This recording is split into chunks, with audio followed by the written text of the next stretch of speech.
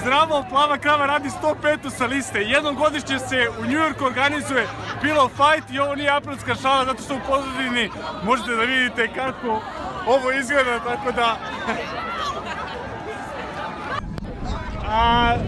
Upravo ulećemo u Pillow Fight od u New Yorku, tako da idemo kako će ne idemo.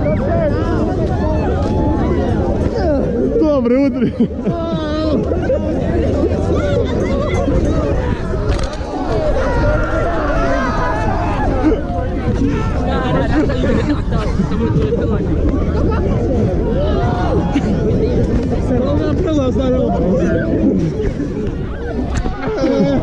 Lumberjack!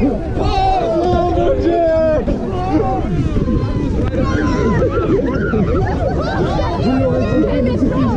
Dragon Ball!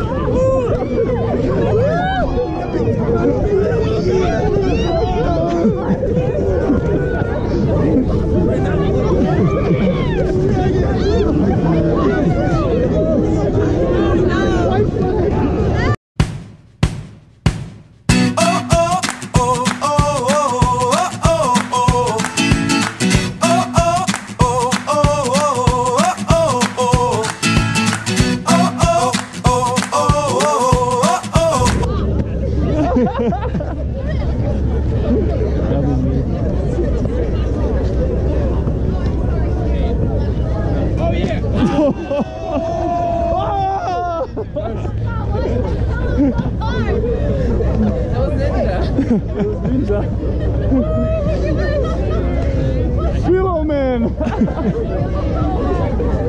Oh no! I'm defenseless! Animal feathers!